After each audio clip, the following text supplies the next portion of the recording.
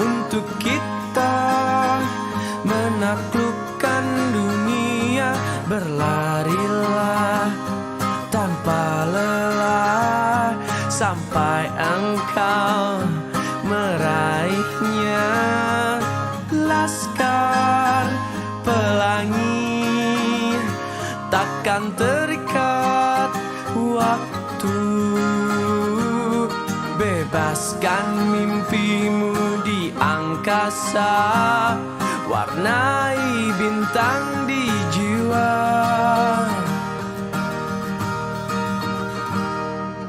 Menarilah dan terus tetap. Assalamualaikum warahmatullahi wabarakatuh. Salam sejahtera. Kami dari CGB Angkatan 11 Kabupaten Blora. Perkenalkan, saya Sri Endang Pravitasari, saya Puji Lestari, saya Trimei Suci Setianingsih akan melaksanakan tugas demonstrasi kontekstual modul 2.3 Coaching Supervisi Akademik. Selamat menyaksikan.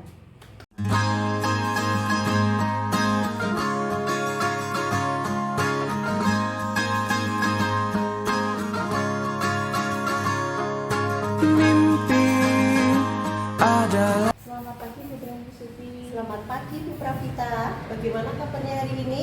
Alhamdulillah sehat sekali Bu. Hari ini saya share sedikit nih sama Putri Suti tentang ini loh Bu. Saya mau kegiatan coaching yang akan saya laksanakan nanti dengan rekan guru saya, namanya Bu Puji. Oh, boleh. Pertama yang kita lakukan adalah kita harus melihat rubrik penilaian. Cooking dulu dari Bu Pravita. Iya Bu, iya saya sudah melihatnya.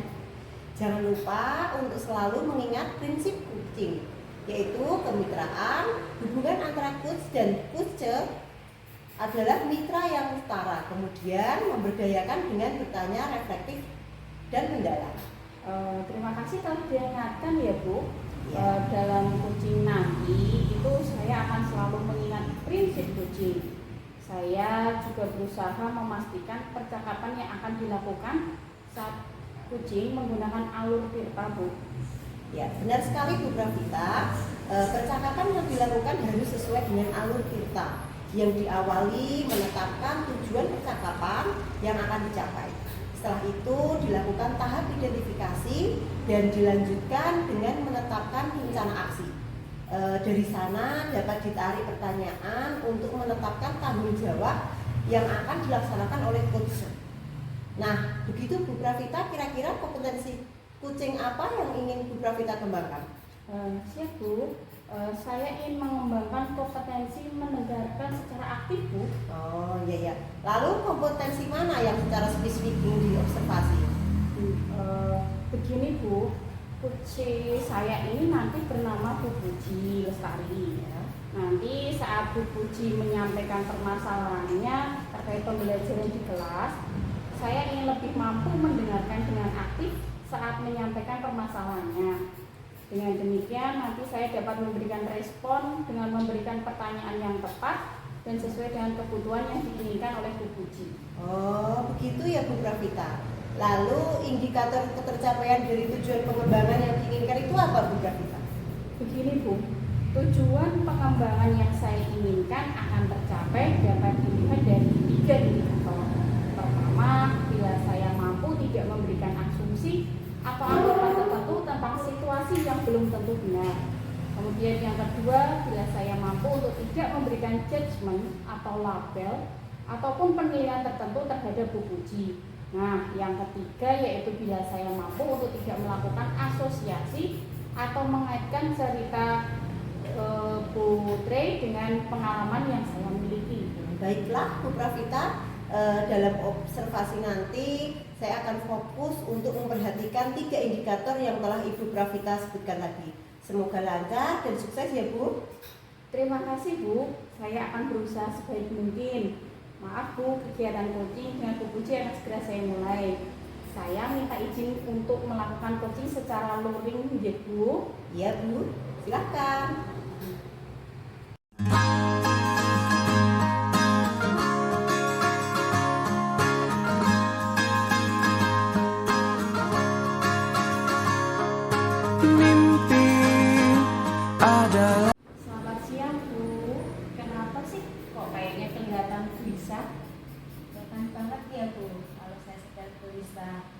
kelihatan dong, apalagi sampai mengajak ngobrol berdua begini.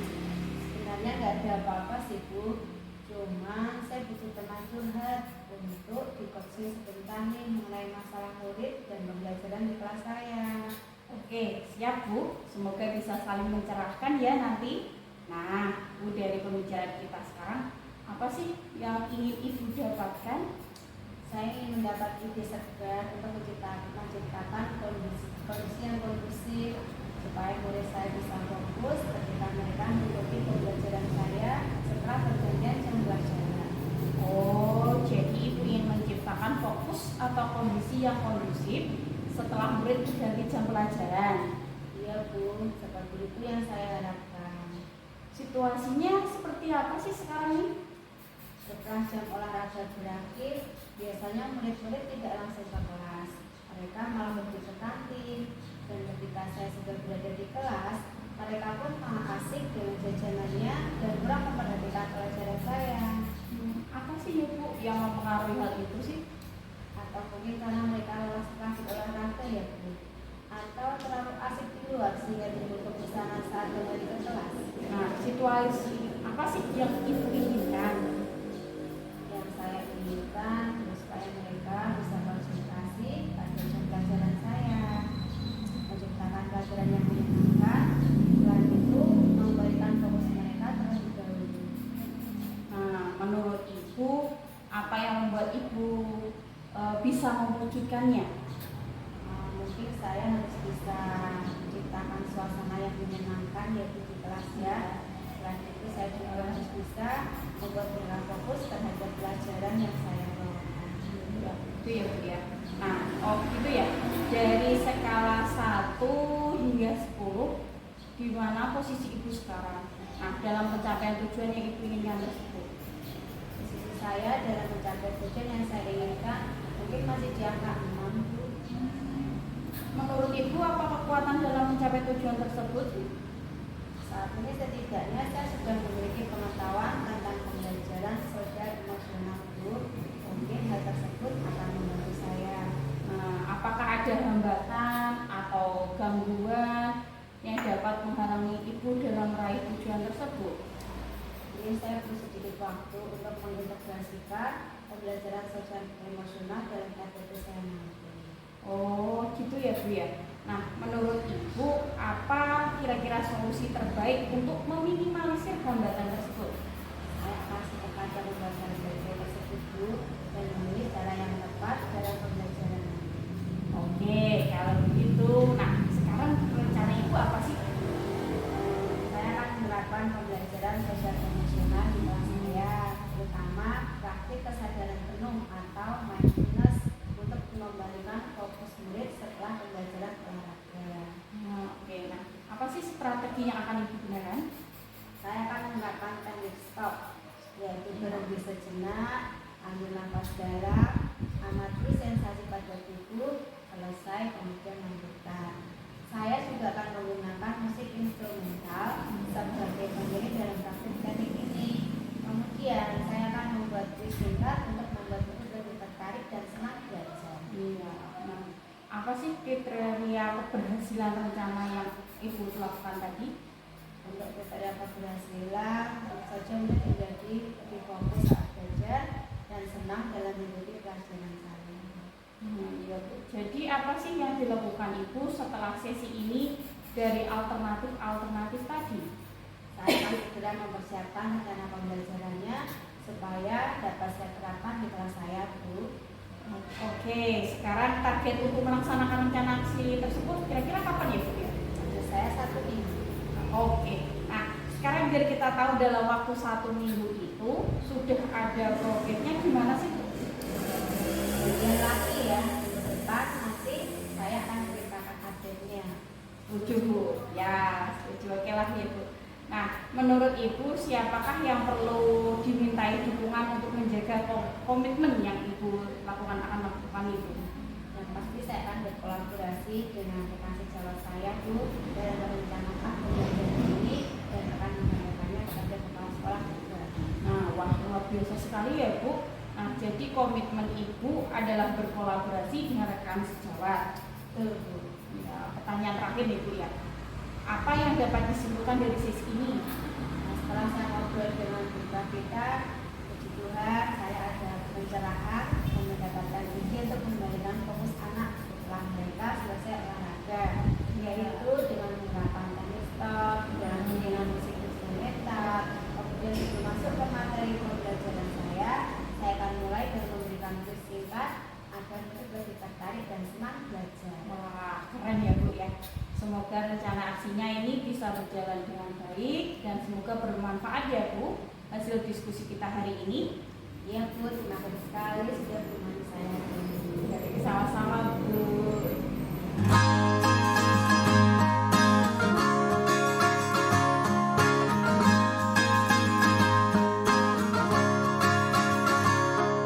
Mimpi adalah Terima kasih untuk Bu Pravita dan Bu Puji sudah melaksanakan coaching dengan baik dan luar biasa menginspirasi dalam melakukan coaching tadi yang saya observasi dan saya membuat catatan khususnya untuk Bu Pravita sebagai coach bagi Bu Puji.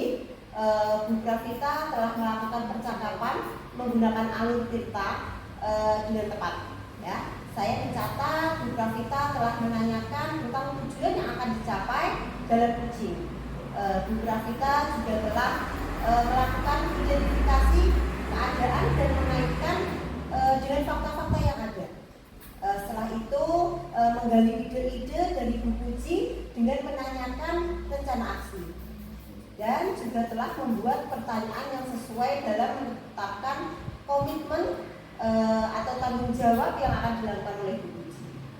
Ya, terima kasih juga buat Bu Trini Suci ya.